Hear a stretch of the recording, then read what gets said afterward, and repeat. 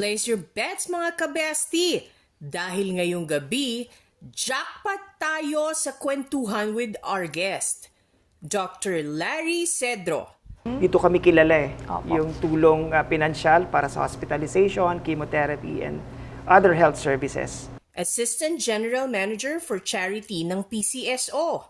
One-on-one, derechahan.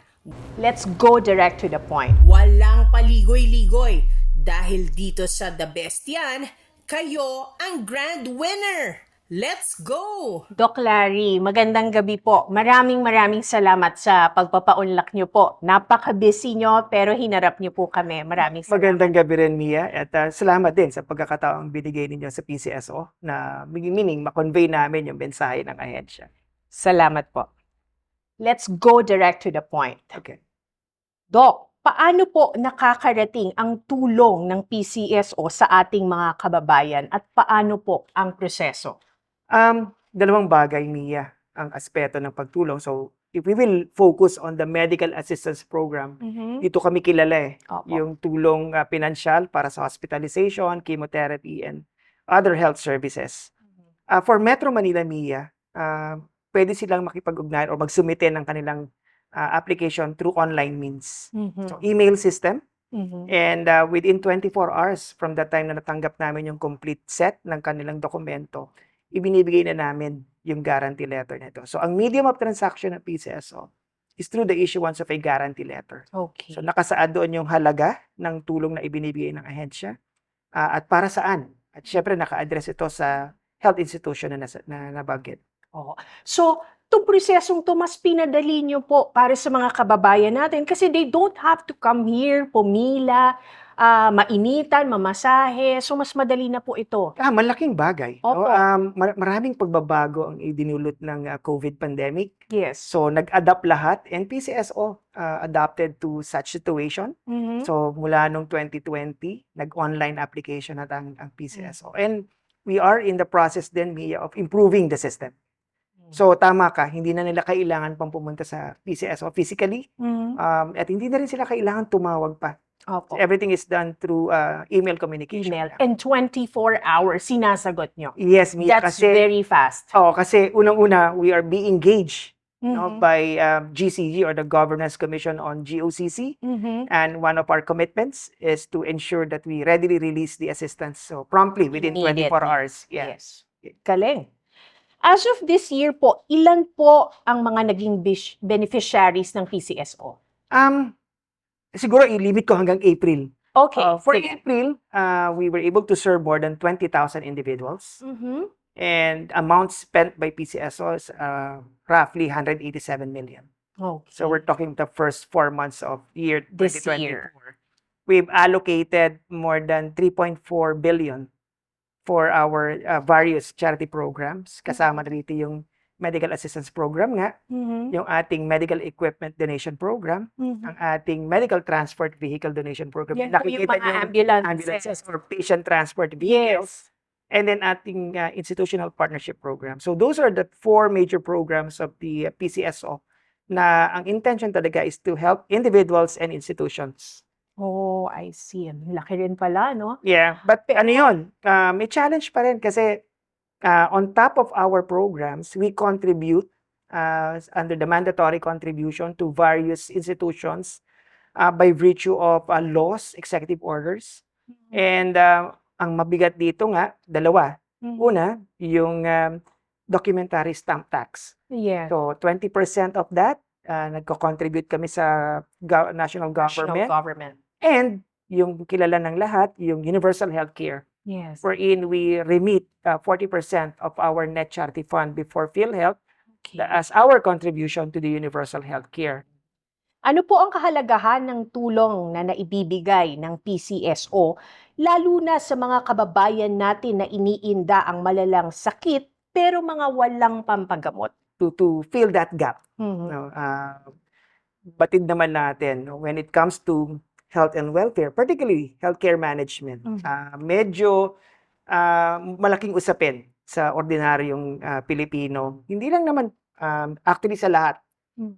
If you're suffering from a catastrophic illness, let's say, for na regular na nagda-dialysis ka or you need to undergo chemotherapy. So, financially draining yan. So, yung relevance ng PCSO, we fill that gap. So, we were able to bridge kung ano man yung financial requirement. So, although we do not give direct financial assistance, ang aming assistance is through pag-purchase nila ng gamot, ng kanilang erythropoietin injection for dialysis and for payment ng hospitalization. So, dun pumapasok yung kahalagahan ng PCSO. I'm a bit emotional about this interview because that was way back, probably 15 years ago. Pagbabalik namin, all that and more, so don't you dare change that channel! The Cebu Chamber of Commerce and Industry Incorporated kicked off the celebration of the Cebu Business Month May 25th at the Ayala Center Mall, Cebu City. Vice President Reagan Rex King takes the helm as a chairman of this year's celebration. In full support, former and incumbent officials as well as the board directors graced the said event to show the vibrancy and dynamism of doing business in Cebu. The Panayon Cebu team for Cebu Business Month is a commitment to continue with purpose, passion, and perseverance to do what is right and to make things beautiful for Cebu. I would like to make my speech very brief, and I only want to offer a few words, 5 words actually. Honor, number 1. Number 2, mirror. Mirror, mirror on the wall. Number 3, unity. Number 4, lead. And number 5, charge. Fulfilling the Chamber's promise of prospering in paradise. Cebu Business Month is celebrated every June of each year and is dubbed as Sinulog of the business community. Haller! The Best Yan returns. Kasama pa rin si Dr. Larry Cedro. I just wanted to share this, Doc.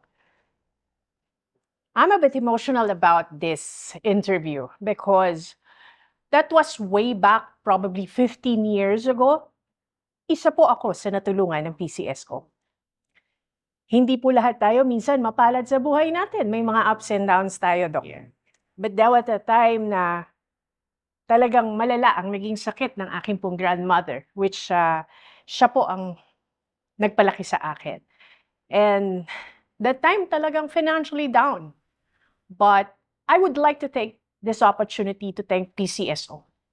Kahit papano, naging malaking bahagi po kayo ng buhay ko during that time. At isa po ito sa, of course, ang dami nating nanonood ngayon. Hindi po ganun kadali. But you were there when I needed you most. O, di ba? Medyo madrama, pero this is what's happening. Sa isang ordinaryong Pilipino na nangangailangan ng tulong, lalo na sa medical, very financially draining ang magkaroon ng sakit. Pero I'm so happy at isa po akong buhay na patotoo na you were there nung panahon po na kailangan ko kayo. Thank you, Bia, for Thank sharing that experience, and that goes to show how PCSO works. Yes. And I believe comparing yung experience mo 15 years ago as to the procedure I've shared with you now within 20, there's a big improvement. Makikita mo from that time how fast PCSO provides the necessary assistance then and now. So malaki na rin po yung nabago. Naiyak naman ako doon, Doc. Sorry for being too emotional. Ano pa pong ibang uri ng tulong ang naibigay ng PCSO aside from medical cases? As I've mentioned, we Yes. have 4 major programs. Yes, We'll which discuss is- briefly the medical assistance program. Mhm. So we have the medical equipment donation program. Mhm. Ito naman, we provide the necessary medical equipment Yes. to government health facilities, Mhm. both from the civilian sector and that of the military and police. Mm. So kung ano yung kailangan nilang equipment, we provide them, Mhm. and we do the actual acquisition through procurement. And of course, when we say procurement, we observe the rules governing procurement sa government, Yes. which is RA 9184. Yes. Third will be the medical transport vehicle donation program. So, binibili kami ng PTV, Ah. patient transport vehicles. And then we provide the municipalities, so LGUs to, national government agencies of the necessary provision for PTVs to help them lang transport their constituents to and from the hospitals. Okay. And then lastly nga yung institutional partnership. We provide financial assistance to agencies na, let's say, orphanage, no? So home for the aged, like things like that. So we provide them with financial support. Of course, being government fund, may mga rules governing its utilization and Yes. liquidation. So Yes. we're happy to note that majority, if not all of our beneficiaries are complying with the rules governing its utilization and liquidation at the same time. And on top of that, Mia, meron kaming medical services department or yung clinic department. Okay. So we provide outpatient service Oh, consultation. directly. Yes. And we have a pool of medical specialists. Opo. So we have cardiologists, we have orthopedic surgeon, we have ophthalmologists, pulmonologists. So they visit us, they render service at least 3 hours in a week, and then everything's being done for free. Oh, so you really make it easier para po Yeah. sa mga kababayan natin. Nandito na sila pala, kasi no? kapatid natin, consulting a specialist would entail, meaning financial burden. Yes, yes. It will cost you 1,000 for consultation. At least, Dito sa atin, libre po. So, lahat yan binibigay ng PCSO. So, bilang pagpapatuloy sa aming role to provide health and medical care. Ang maganda doon, pinadali nyo yung proseso. Nandito na yung doktor, hindi ho nila kailangan pumila sa iba't Yes, ibang ospital. Andito na mismo. Yes. Kasi dito rin naman ho pumupunta ang mga tao. That's great.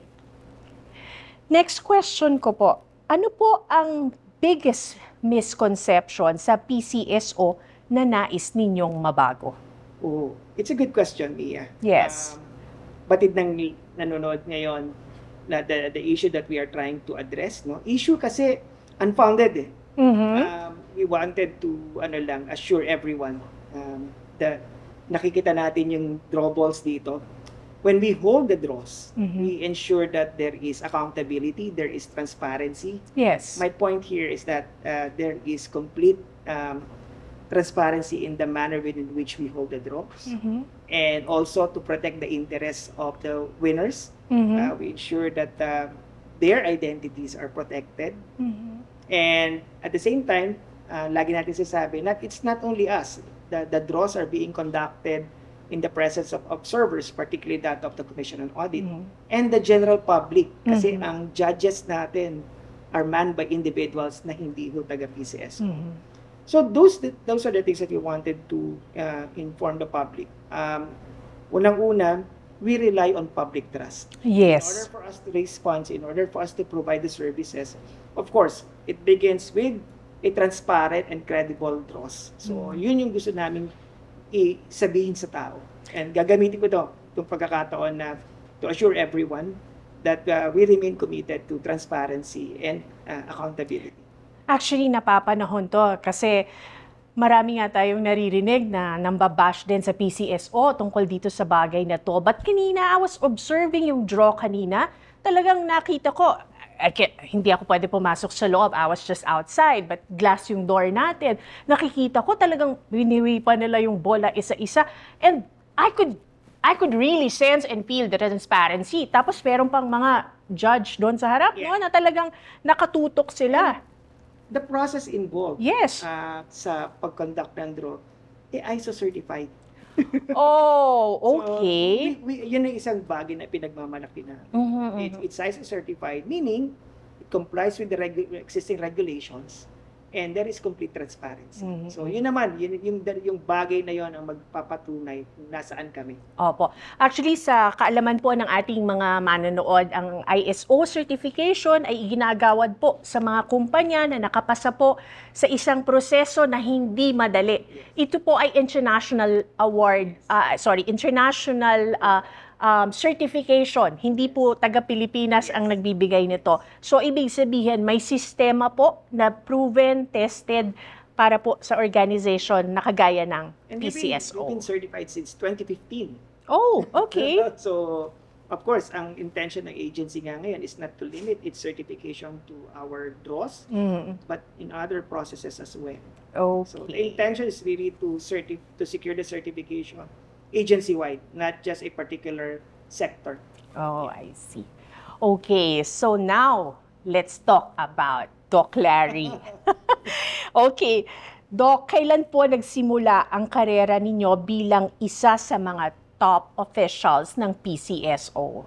I've been with the government, particularly isa lang naman na ahensya ko, it's PCSO. Ito lang Yeah, po. yeah. I've been with Okay. PCSO for 32 years now. Mhm. So, ano rin, rose from the ranks. Oh. So basically, I was assistant manager in 1998. And Pero doktor na ho kayo noon. yeah, when I entered the service, I see. by the way, I am a dentist by profession.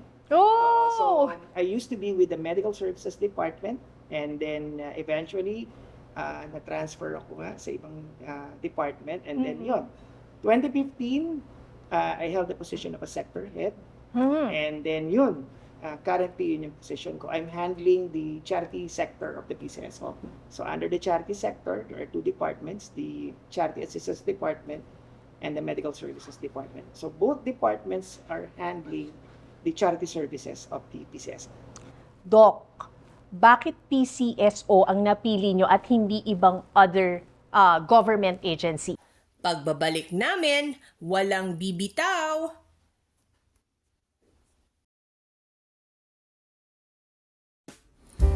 The Cebu Chamber of Commerce and Industry Incorporated on May 31 successfully held its general membership meeting at the Arctic Hall of Waterfront Hotel.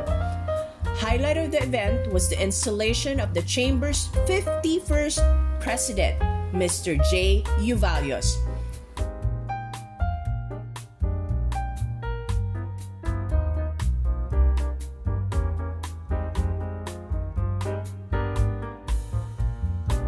Together with a new set of organization's officials and board of directors, presided by the event's guest of honor, Senator Raffy Tulfo.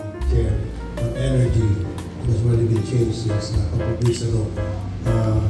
But ako na yung bagong committee chair ng Senate on public utilities and franchise.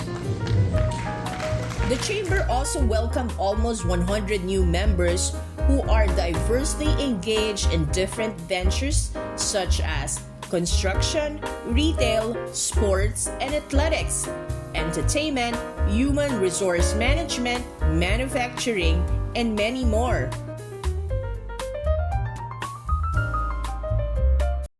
Haller, haller! The Best Yan returns. Kasama pa rin si Dr. Larry Cedro. Okay, na-mention nyo po kanina na 32 years na kayo in government service.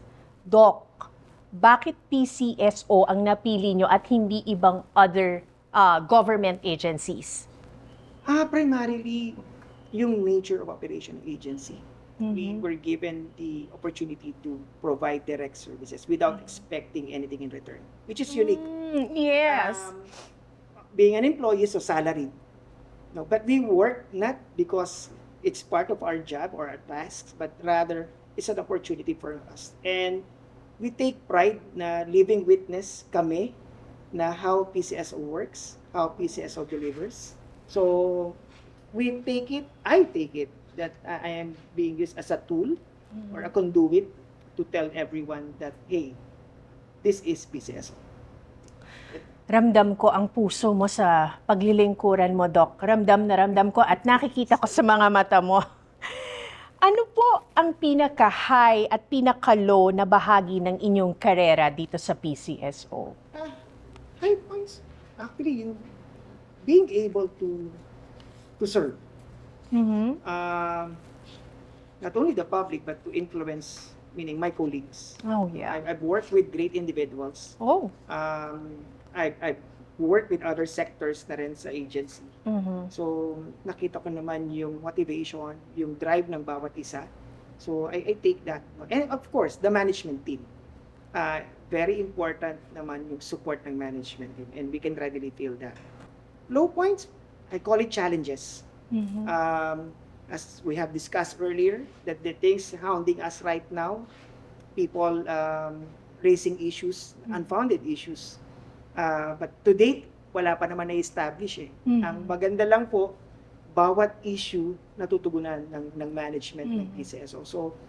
So I don't look at it as low points, but rather challenges. Challenges. Yeah. Yes. Paano po napapanatili ng PCSO ang diwa ng bayanihan kahit maraming hamon sa ating panahon sa kasalukuyan? Okay. We're very active. The GM Robles, monitor, involved talaga sa operation. So hands-on si Yeah, GM. Yeah, and Okay. hindi yung tipong passive reaction, na passive lang yung Pag may action. nangyari lang. Yan. Oo. We monitor and then we deploy. We have our corporate planning department who handle services naman on top of the regular services in terms of, let's say, there's a calamity, so we make sure that we are there. So We provide. No? hindi lang, 'di ba, yung mga usually yung NDR, MMC, sila nandun sila, pero Yeah, kayo kami nandun. nandun din. Hindi ko yun Pero ang role namin doon is to provide the necessary provisions, no? I Like see. food, para din sa mga affected individuals or families. So yun, and then we continue to provide facility improvements sa mga barangay health centers. So yun po yung pwede. Very proactive pa. Actually, ngayon ko lang ho yan nalaman kasi akala ko before, usually DSWD, di ba? Lahat naman ng mga agencies na to nandyan pag may disaster. But I didn't know na ang PCSO rin ho pala. Nandun din pala kayo pag may mga ganitong... Pride me as to the type of assistance we give. Yes. So yun, talagang responsive to the needs of the affected individuals or families. Okay. So ano naman po ang future plans ng inyong division? Okay, we wanted to embark to improve further and be part of the trust of the president, which is Okay. to develop and expand cancer centers across the country. Cancer Yeah, centers. so Okay. that is the marching order of our GM. When you say we wanted to embark, we will be providing the necessary equipment, medical equipment, Okay, okay. to DOH established cancer centers across the country. So we are now in the process of coordinating, identifying areas or hospitals where PCSO would come in. So that is the major thrust of the agency for 2025. And gusto rin namin expand. No? We call catastrophic illness support. We have provisions for organ transplantation, like kidney transplantation, liver okay. transplantation, for heart bypass operation. These are deemed catastrophic illnesses, and pumapasok kami to aid individuals who fail to qualify in PhilHealth's C package. So as not to compete, we try to complement. Yes, so Ano naman?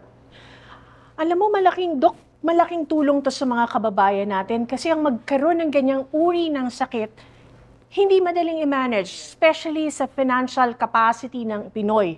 Hindi naman ho kasi uso rin sa atin ang bumili ng insurance at kumbaga hindi ito ho ay normal na, may financial literacy na ang mga Pinoy, pero isa ho ito sa nane-neglect ng ating mga kababayan. Pero ito po ay isang malaking tulong, lalo na sa Make mga it a point nga, cancer patients, no? kung hindi ka nag-qualify sa Opo. pupunta, so doon kami pumapasok. Dok, ano po ang final message nyo sa ating mga kababayan? Isa lang, no? Gaya na nasabi ko kanina sa ating mga kababayan, PCSO relies solely on public trust. So, ang ina-assure ko namin sa inyo na patuloy niyong tangkilikin ang produkto ng PCSO. Ano yung produkto? Yung mga laro natin. Yung ating jackpot games, yung ating STL, ang ating scratch and ticket. Yun ho ang ating pinagkukunan ng pondo for health services. And we remain committed to transparency and accountability. So yun ho ang mensahe ko lang na andito ang PCSO, tutulong po kami. Despite the odds we're facing, we will continue to serve. Hindi ho kami titigil. Maraming salamat po. Ngayong gabi ay mas malalim naming naintindihan kung ano pong serbisyo ang pinapagkaloob nyo sa ating mga kababayan. At sa patuloy po nilang pagsuporta at pagtangkilik sa inyo pong mga games, marami po tayong mga kababayan na mas marami pa pong matutulungan. Maraming salamat din, Mia, sa pagkakataon. Thank you. So maraming salamat po sa atin pong mga manonood dito sa The Best Yan. Nakita niyo po kung anong klaseng tulong ang ibinabahagi po sa atin ng ahensyang ito. Ang PCSO po ay tunay na may puso para po sa ating mga kababayan. Sa patuloy niyong pagtangkilik sa kanila pong mga produkto, mas marami pa po tayong matutulungan. Maraming salamat po at magandang gabi po sa inyo, Doc Larry. Thank you. Mia, Thank you. again, salamat sa pagkakataon ito. Magandang gabi sa ating lahat. Thank you po. 4 na linggo. 4 na leader. Ngayong June, Joy, Yes. interesado talaga ako sa tanong ko. Pinanganak ka bang mayaman, Joy? Bakit niyo iniwan ang limelight as a basketball star and ngayon nasa politika po kayo? Sir, anong kahalagahan ng magkaroon ng isang Chamber of Commerce sa isang lugar? itaas na natin ang adrenaline ng good vibes. Bagong episodes, mga bagong personalidad. Inspirasyon reveal na! All new, the best yan! Simula na ngayong June!